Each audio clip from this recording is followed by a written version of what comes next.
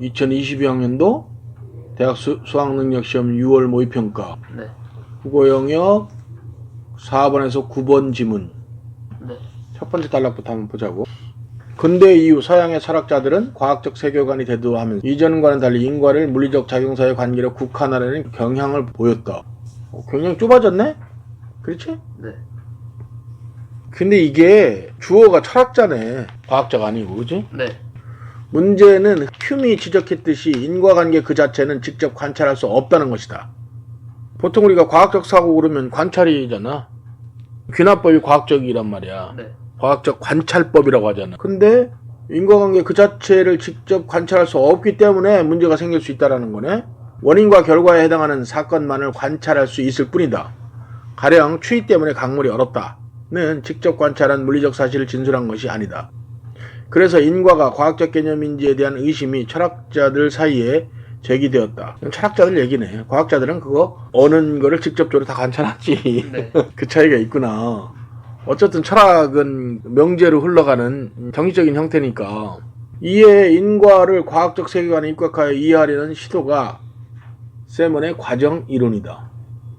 서양의 철학자들은 과학적 세계관이 대두되면서 인과관계로 국한하려고 했지만 거기엔 문제가 있었다는 거지. 그럼 국한하려면 그 문제를 해결해야 되네? 네. 그 해결하는 방법을 세먼이 과정 이론. 과정 이론에서 제시했다는 거네? 네. 그런 얘기네. 그것까지는 이해됐지? 네. 야구공을 던지면 땅 위의 공 그림자도 따라 움직인다. 공이 움직여서 그림자가 움직인 것이지 그림자 자체가 움직여서 그림자의 위치가 변하는 것은 아니다. 과정 이론은 이 차이를 다음과 같이 설명한다. 과정은 대상의 시공간적 궤적이다. 날아가는 야구공은 물론이고 땅에 멈추어 있는 공도 시간은 흘러가고 있기에 시공간적 궤적을 그리고 있다. 공이 멈추어 있는 상태도 과정인 것이다. 그런데 모든 과정이 인과적 과정은 아니다. 어떤 과정은 다른 과정과 한 시공간적 지점에서 만난다. 즉 두 과정이 교차한다. 만약 교차해서 표지, 즉 대상의 변화된 물리적 속성이 도입되면 이후의 모든 지점에서 그 표지를 전달할 수 있는 과정이 인과적 과정이다. 표지를 통해서 나타나는 인과적 과정을 A에서 예시로 주고 있네. 네. 말 자체는 꽤 어렵네. 즉 두 과정이 교차한다. 잠깐만. 공이 멈춰 있는 상태도 과정인 것인데 그런데 모든 과정이 인과적 과정은 아니다. 그러면 원인 없이도 결과가 이루어진다는 얘기야? 한 지점에서 만난다. 이것이 원인이 될 수도 있고 결과도 될 수 있는 상황이 발생한다는 얘기네? 네. 그래서 즉 두 과정이 교차한다. 교차하는 순간에는 원인과 결과가 안 되네? 점이 딱 똑같이 찍혔을 때는? 이거는 정말 철학적인 생각이네. 만약 교차해서 표지가 뭐야? 대상의 변화적 표지? 표지, 즉 대상의 변화된 물리적 속성이 도입되면 이후의 모든 지점에서 그 표지를 전달할 수 있는 과정이 인과적 과정이다. 교차하는 점을 표지라고 하나? 그냥 여기서는 시공간적 궤적이다 하고 넘어가서 표지는 뜻을 모르겠어 그냥 일단 넘어가고 인과적 과정이라는 것만 이제 갖고 그 밑으로 넘어갔어요. 표지는 점을 찍는 걸 얘기하나? 한번 볼까? 네. 원래는 표지 그러면 다른 대상과 구별해 어떤 대상을 확정하고 그것을 인식할 수 있게 하는 표상적 또는 개념적 의미야. 공이 만약에 100km를 가면 그림자가 뒤쪽으로 따라오겠지? 실제로는 그대로 찍히는데 우리만 시각적으로 그런 건가? 그런 건 아닌가? 잘 모르겠어. 네. 만약 교차해서 표지, 즉 대상의 변화된 물리적 속성이 도입되면 이후의 모든 지점에서 그 표지를 전달할 수 있는 과정이 인과적 과정이다.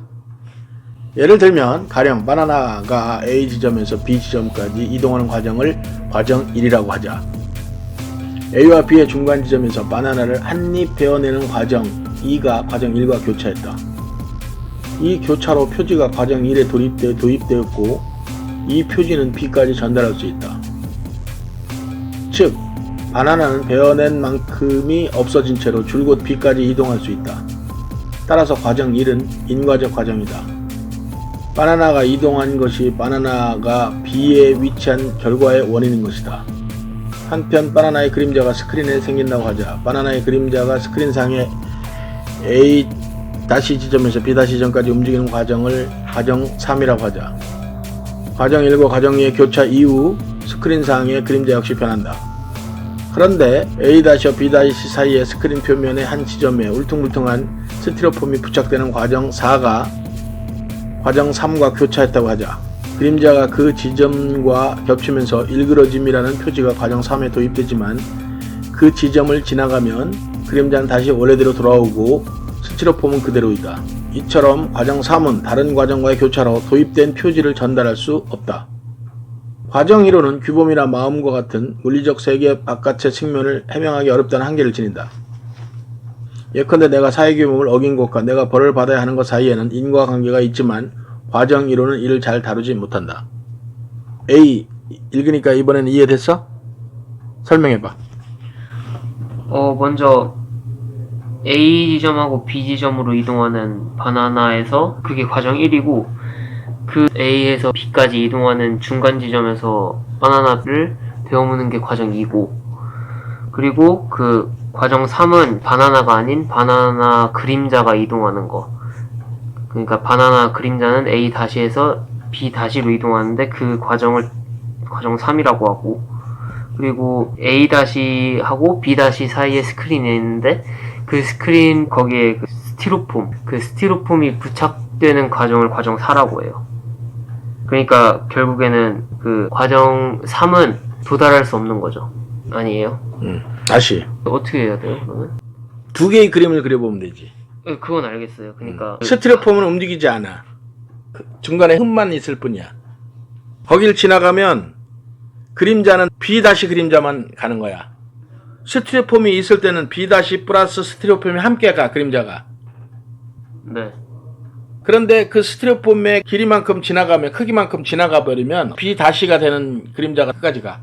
내가 한 얘기가 맞나 봐봐. A에서 B로 가지. 네. 이 전체가 1과정이야. 여기서부터가 2과정이야. 맞지? 네. 맞아요. 그림자는 또 다른 거야. A- 그림자를 그러면 이렇게 해놓자. 네. A-가 쭉 가. 얘는 여기서는 또 다른 그림자도 변하겠지. 우리는 여기까지를 3이라고 하는 거야. 변한 거는 신경 안 써. 네. 그런데 중간에 그림자의 스티로폼을 사실은 여기다 놓은 거랑 마찬가지야. 근데 스크린이라 그랬으니까 네. 스크린에 그냥 묻어 있을 수는 없으니까 좀 더 공격적으로 하면 여기다가 스티로폼을 잠깐 놨어. 네. 그러면 여기서 지나갈 때는 얘는 가는 게 아니잖아. 여기까지는 같이 묻어서 가다가 여기는 다시 이렇게 가는 거야. 맞지? 네. 이해됐어? 네.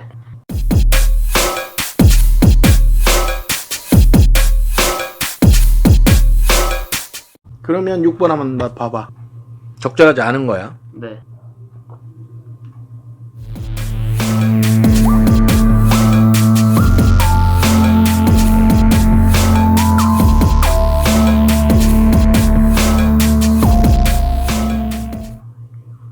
과정 사람 뭐였었냐?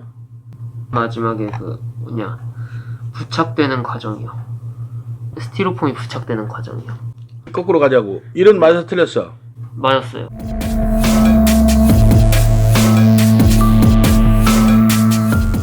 이는 이거 맞았어요. 왜냐면 이제 알겠지. 네. 너무 쉬운 걸 틀린 거야. 그림을 이게 머릿속에 말고 이렇게만 딱 그렸으면 2번은 엄청 쉬운 거야지, 그지?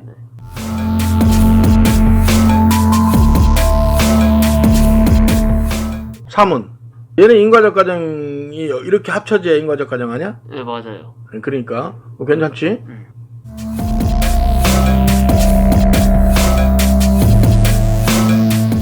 그럼 5번은 그러면 과정 3과 과정 4의 교차로 도입된 표지는 과정 3으로도 과정 4로도 전달되지 않는다. 그러니까 3, 4는 아무 상관이 없는 거야. 그러니까 5번은 맞는 거야. 네.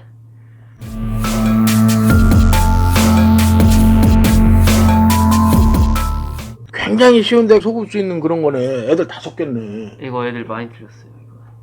과정 1과 과정 2가 교차하면 생기는 거야. 그쵸.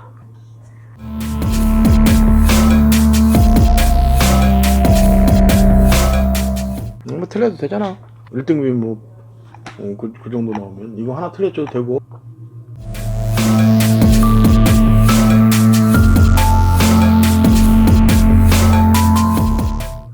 그 다음 거 보자. 그럼 이제 나를 보자고. 자연현상과 인간사를 인과관계로 설명하는 동아시아의 대표적인 논의는 재이론이다. 이게 재가 자연에 의해서 일어나는 현상이네. 재가 자연현상이네. 네. 한데 동중서는 하늘이 덕을 잃은 군주에게 제의를 내려. 여기서 제의가 적이네. 자연현상 중에서 자연현상을 거스른 거네. 제이론. 네. 재난을 얘기하네. 원래는 자연현상이 순리대로 이루어져야 되는데 그렇지 않은 게 제의네. 재난을 얘기하네. 네. 응? 그래서 동중서에는 하늘이 덕을 잃은 군주에게는 자연재해, 즉 재난을 내려 홍수를 내린다는 가문을 준다고 해서 견책해. 그러는 천견설. 하늘이 참견을 하네. 그 다음에 인간과 하늘의 공통된 음양의 길을 통해 하늘과 인간이 서로 감응한다는 천인감응론을 결합하여 제이론을 체계화했다. 그에 따르면 군주가 실정을 저지르면 그로 말미암아 변화된 음양의 길을 통해 감응한 하늘이 가뭄과 홍수, 일식과 얼식 등 제의를 통해 경고를 내린다. 이때 제의는 군주권이 하늘로부터 비롯된 것임을 입증하는 것이자 군주의 실정에 대한 경고였다. 만약에 이런 것들을 잘 다스리면 하늘과 군주는, 천과 군은 일치가 되네. 네. 왕이 곧 하늘이네. 일치하지 않으면 이거는 그냥 깨까닥 역모가 일어날 수도 있네. 네. 양면적 성격의 제의론은 신하가 정치적 논의에 참여할 수 있는 명분을 제공하였고, 그렇지. 제의가 발생하면 군주가 직언을 구하고 신하가 이에 응하는 전통으로 구체화되었다. 하지만 동중서 이후 원인으로서의 인간사와 결과로서의 제의를 1대1로 대응시켜 설명하는 개별적 대응 방식은 억지가 심하다는 평가를 받아. 그렇겠네. 그치? 네. 그때마다 그러면 이 방식은 오히려 예언화합 경향으로 이어져 제의를 인간사의 징조로, 인간사를 제의의 결과로 대응시키는 풍조를 낳기도 했고, 요망한 말로 백성을 미혹시켰다는 이유로 군주가 직언을 하는 신하를 탄압하는 빌미가 되기도 하였다. 내가 볼 때 이거는 왕권이 강해지면 뒤쪽으로, 왕권이 약하면 앞에 걸로 그런 것 같아. 결국은 이건 정치적 힘의 균형 추에 관한 것일 뿐일 것 같아. 제의론은. 네. 이후 제의에 대한 예언적 해석은 비판의 대상이 되었고 천인 감응론 또한 부정되기도 했다. 하지만 제의론은 여전히 정치 현장에서 사라지지 않았다. 송대에 이르러 주인은 천문학의 발달로 예측 가능해 된 1월식을 제의로 간주하지 않는 경향을 수용하였고, 제의를 근본적으로 이치에 의해 설명되기 어려운 자연현상으로 간주하였다. 근대 정신들이 들어오기 시작하네. 과학적 사고가 일어나기 시작하네. 하지만 당시까지도 제의에 대해 군주의 적극적인 대응을 유도하며 안전한 언론 활동의 기회를 제공했던 제의론이 폐기되는 것은 신하의 입장에서 유용한 정치적 기제를 잃는 것이었다. 이 때문에 그는 군주를 경계하는 적절한 방법을 찾고자 제의론을 고수하였다. 그는 제의에 대한 개별적 대응 대신 군주에게 허물과 잘못이 쌓이면 이에 하늘이 감응하여 변칙적인 자연현상이 일어날 것이라는 전반적 대응서를 제시하고 제의를 군주의 심성 수양 문제로 귀결시키며 제의론의 역사적 수명을 연장하였다. 이건 앞에 거보다 더 쉬운데? 그렇지 않냐? 읽어보니까 너무 쉽지 않아?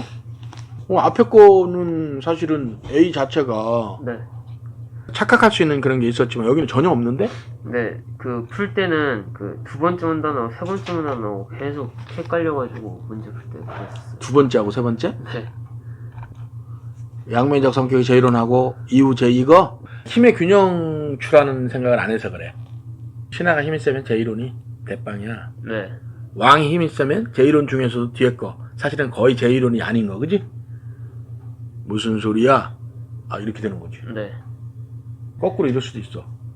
간신들 때문에 재앙이 내리는군. 홍수가 간신들 다 잡아들여. 자기 정적들 싹 다 죽여. 근데 홍수는 언젠가 끝나게 돼 있잖아. 네. 그거 봐! 이렇게 되는 거지. 힘의 균형추야 이거는 아무것도 아니야. 제의론은 동양에 있어서 군주와 신하의 힘의 균형추에 대한 이론일 뿐이야. 그걸 이용했어, 자연현상을. 네. 그렇게 이해하면 너무 쉽잖아. 그래서 양면적 성격이야 이게. 이해를 못해도 그냥 쭉 그렇다 해 하는 것만 해도 충분한데? 왜 그랬을까? 그러면 지금 틀린 거 다시 한번 봐봐. 5번이요.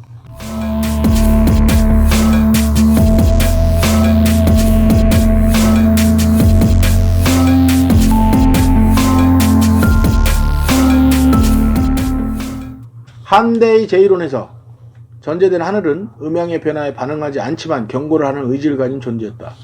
무조건 틀렸네. 왜 틀렸어? 반응하잖아요. 그렇지. 하늘의 음양에 대한 네. 주관자야. 네. 5번은 너무나 쉬웠고.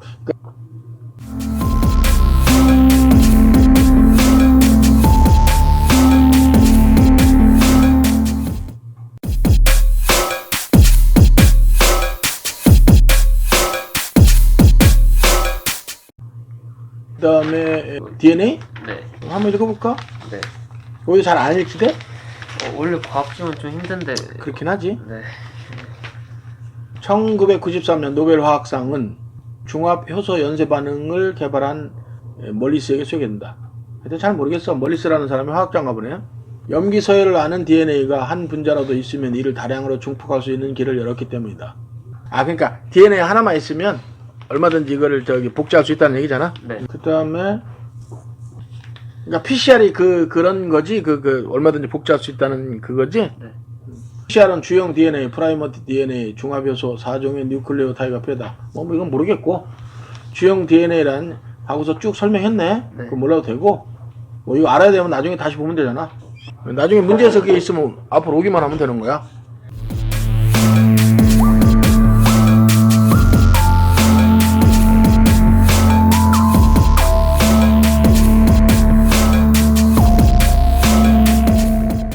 그 다음에 두 번째 단락. 이렇게 PCR 엄청난 다량 복제 과정은 우선 하고서 과정이 쭉 나왔네? 네, 맞아요. 또 읽을 필요 없네? 있으면 앞으로 다시 오면 되는 거야. 네. 그래서 두 번째는 PCR 과정에 대해서 어떻게 다량으로 그거를 복제하는가 라는 얘기네.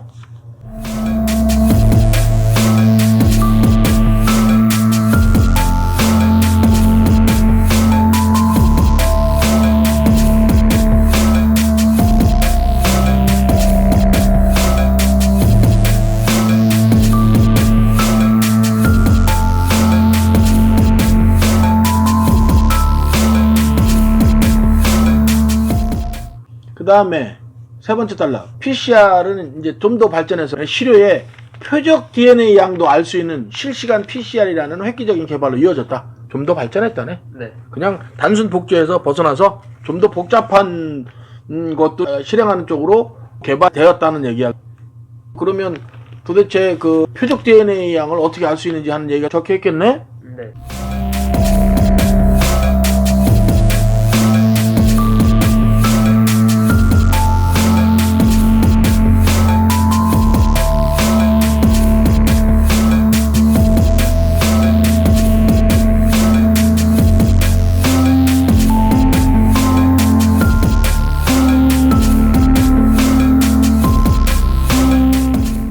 그 다음에 형광표식 탐침은 왜 갑자기 이게 나와?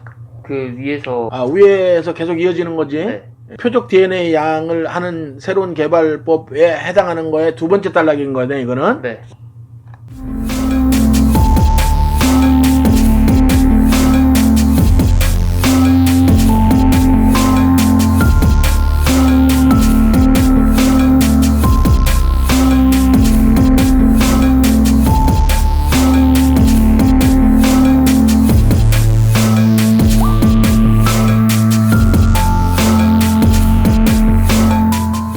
그 다음에 세 번째 단락은 A인데 A가 세 번째 단락이지? 네. 그 다음에 실시간 PCR에서 발색 또는 증폭된 이중 가닥 표적 DNA 양에 비례하며, 이것도 위에서 계속 연결되는 거네? 네. 그렇게 됐고,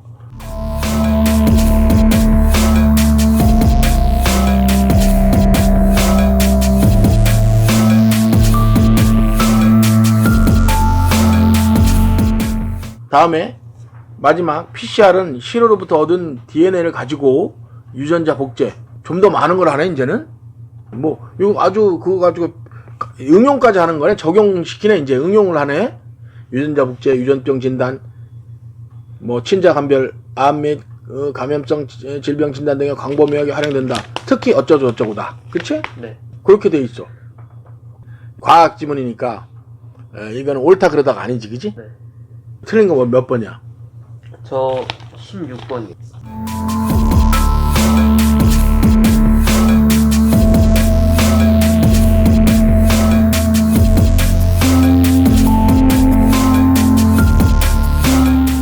어느 바이러스 감염증의 진단 검사에 PCR을 이용하려고 한다. 아까 바이러스 얘기가 나왔었는데, 여기 있다. 특히 마지막 실시간 PCR을 이용하면 바이러스의 감염 여부를 초기에 정확하고 빠르게 진단할 수 있다. 네. 그럼 결국 그냥 PCR을 볼 필요가 없이 실시간 PCR을 봐야 되는구나, 우리가. 16번에서. 자, 어느 바이러스 감염증의 진단 검사에 PCR을 이용하려고 한다. 이럴 때는 뭘 사용해야 된다고? 실시간 PCR. 윗글 읽고 이한 반응으로 가장 적절한. 여기만 보면 실시간 PCR을 사용하면 초기에 확인할 수 있다 정도야, 그치? 네. 근데 그런 거 가지고는 안 되겠지? 나는 이거 그냥 아까 그걸로만 정확하게 감염 여부를 초기에 정확하게 그러면 16번은 그냥 무조건 4번 찍을 것 같은데? 답은 몇 번이냐? 4번이요. 그 봐. 나는 이거 내용 모르잖아, 지금. 나 처음 읽는 건데. 자, 다시 한번 봐봐. 네. 이게 이렇게 복잡한 게 아니야. 잘 봐. 특히 실시간 PCR을 이용하면 바이러스의 감염 여부를 정확하고 빠르게 진단할 수 있다. 자, 그럼 볼게. 다른 거 다 필요 없고. 그 제일 중요한 끝에 있잖아. 실시간 PCR로 진단 검사를 하면 어떻게 돼? 감염 여부를 분석할 수 있다.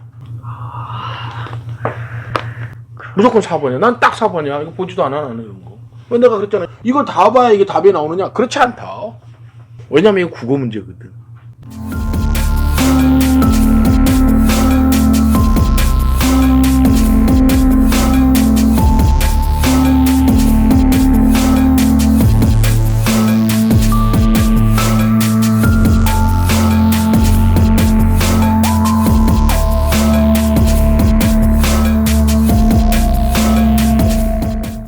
선생님이 옛날에 책을 엄청나게 많이 썼잖아. 네.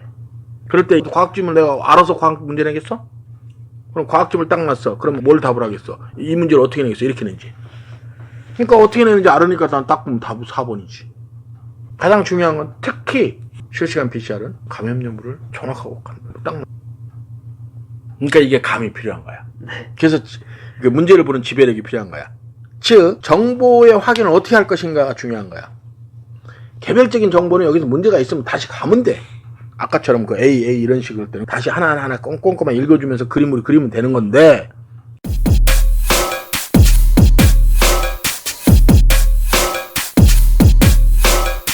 그 다음에 또 뭐 틀렸어? 그 다음 문제요. 17번? 네. 17번 한번 해보자. 네. A를 바탕으로 하여 보기 1의 실험 상황을 가정하고 보기 2와 같이 예상 결과를 추론했다. 가다에 들어갈 말로 적절한 것은.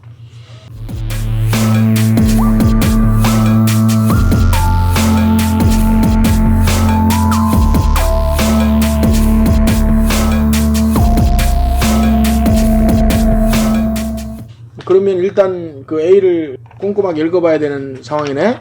A는 이해가 됐어?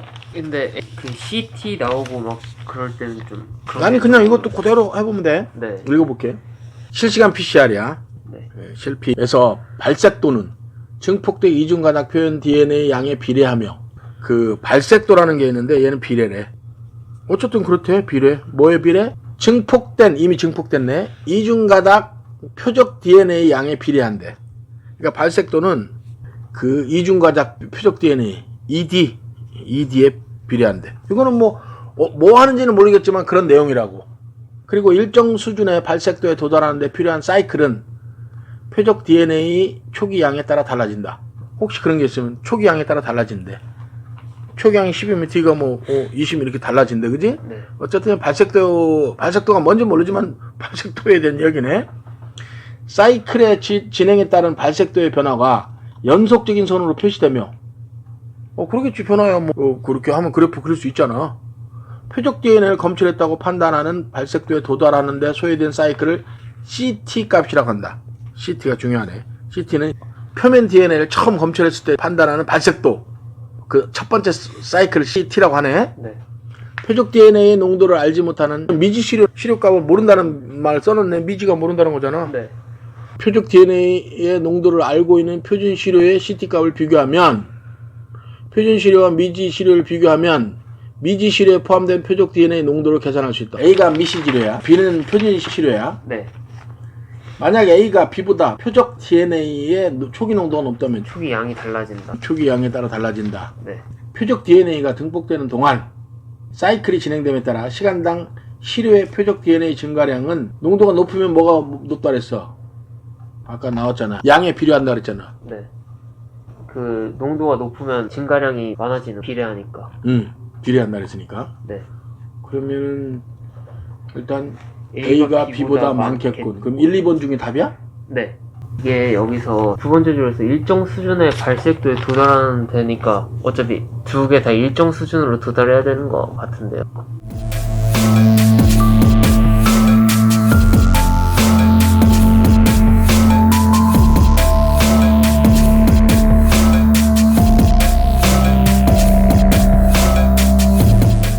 그 다음에 또 뭐 틀렸어 여기서?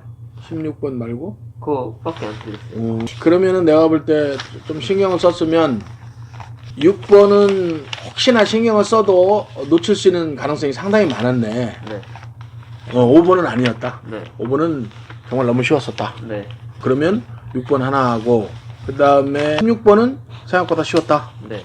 아 이거는 정말 감각만 있었으면 눈치를 챌 수 있었는데 두 개 정도면은 이게 몇 점짜리야? 3점짜리고 맞네? 2점짜리고 그럼 5점 그랬으면 98%인데 역시 지난번에 우리가 그 논의를 했지만 시간이지? 시간 싸움이지?